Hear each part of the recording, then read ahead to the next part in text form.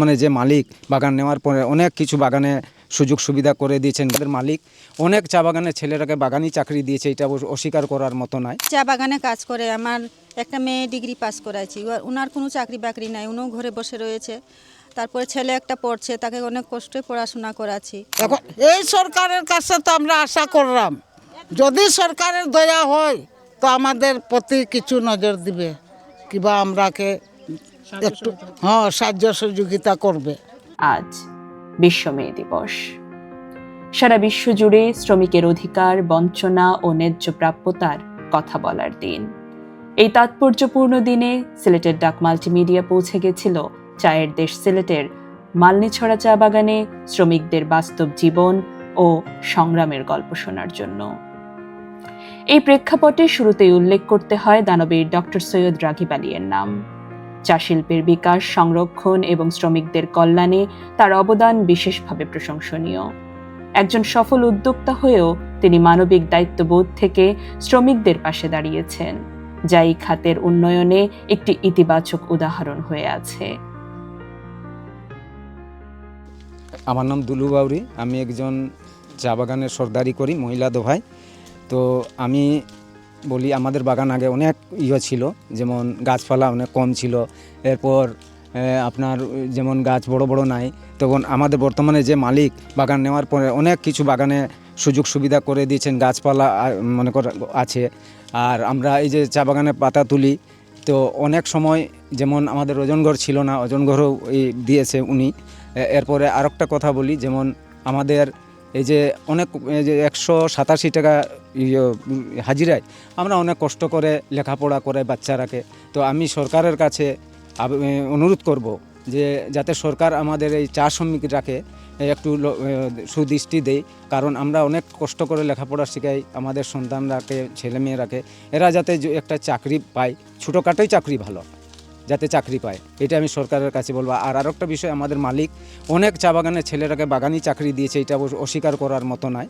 উনি চাকরি দিয়েছে, এটা আমরা স্বীকার করি। তাই মালিকের সুস্বাস্থ্য কামনা করি এবং তার দীর্ঘ আয়ু কামনা করছি। সবুজে ঘেরা এই চা বাগান শুধু নয়নাভিরাম সৌন্দর্যের প্রতীক নয়, এটি হাজারো শ্রমিকের ঘাম, ত্যাগ আর নিরলস পরিশ্রমের প্রতিচ্ছবি। প্রতিদিন ভোরে কাজ শুরু করে তারা, রোদ বৃষ্টি কাদা উপেক্ষা করে ঘন্টার পর ঘন্টা চা পাতা সংগ্রহ করেন। তাদের এই শ্রমেই তৈরি হয় আমাদের প্রতিদিনের প্রশান্তির এক কাপ চা। কিন্তু বাস্তবতা ভিন্ন। আমি বাবলি, মালনীছড়া চা বাগানে আমি কাজ করি। সকালে আমরা 9টার সময় কাজে আসি, চা পাতা 20 কেজি তুলি আমরা। আর এই চা পাতা তুলে আমাদের ছেলে মেয়েকে পড়াশোনা করায়। আর আমাদের এখানে কোনো আয়োন্নতিক কিছু নাই, এই চা পাতা ছাড়া আমাদের কোনো আর কাজ করার মতন জায়গা নাই। ছেলে মেয়েকে তো লেখাপড়া শিখাইছি, ছেলে মেয়েকেও যে চাকরি বাকরি দিব এরকমও জায়গা আমাদের নাই। চা বাগানে কাজ করে আমার একটা মেয়ে ডিগ্রি পাস করাইছি, ওনার কোনো চাকরি বাকরি নাই, উনিও ঘরে বসে রয়েছে।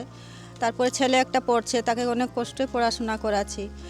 কিন্তু সরকারের যদি কোনো সহযোগিতা থাকতো, আমাদের ছেলে মেয়েদের দিকে একটু নজর দিত, একটু খবর নিত, তাহলে খুব ভালো হতো। আমরা কত কষ্ট করি, আমাদের না ভালো চিকিৎসা পাই, না আরও কিছু পাই, আমরা না ভালো বেতনেই পাই। আমরা কত কষ্ট করে সংসার চালাই, কত কষ্ট করে আমরা ছেলে মেয়েদের পড়াশোনা করাই। এখন ঘরে বসে আমাদের বাচ্চা কাচ্চাকে কীভাবে যে আমরা লেখাপড়া শিখাই, ঘরে বসে এখনও খাওয়াচ্ছি। আমরা কি করব? কোনো চাকরি বাকরি নাই, কোনো সরকারে আমাদের এগুলো খোঁজখবর নেই নাই ছেলে মেয়েদের। যাদের শ্রমে আমরা স্বস্তি পাই, তাদের জীবন এখনো নানা বঞ্চনায় ঘেরা।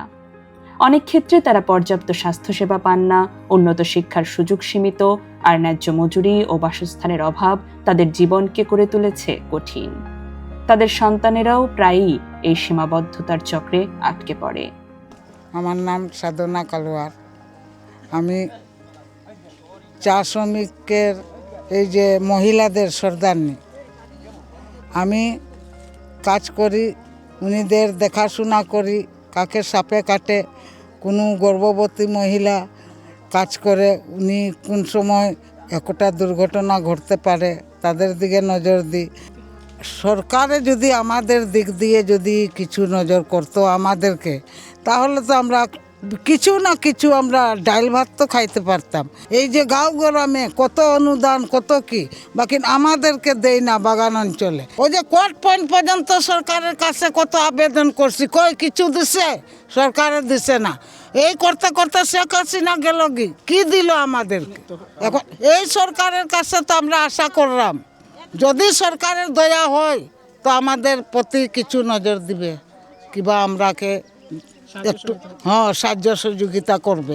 এই অবস্থার পরিবর্তনে প্রয়োজন সুপরিকল্পিত ও কার্যকর উদ্যোগ। সরকারের সদয় দৃষ্টি, ন্যায্য মজুরি নিশ্চিতকরণ, মানসম্মত শিক্ষা ও চিকিৎসা সুবিধা এসবই পারে চা শ্রমিকদের জীবনমান বদলে দিতে। শুধু অর্থনৈতিক উন্নয়ন নয়, মানবিক উন্নয়নই হতে হবে আমাদের মূল লক্ষ্য। আন্তর্জাতিক শ্রমিক দিবসে আমরা শুধু শ্রমের মর্যাদা নয়, সেই শ্রমিকদের অধিকার, স্বপ্ন ও সম্মানের কথাও বলি। কারণ তাদের পরিশ্রমেই গড়ে উঠছে আমাদের প্রতিদিনের স্বস্তি, আমাদের অগ্রগতি, আমাদের আগামী।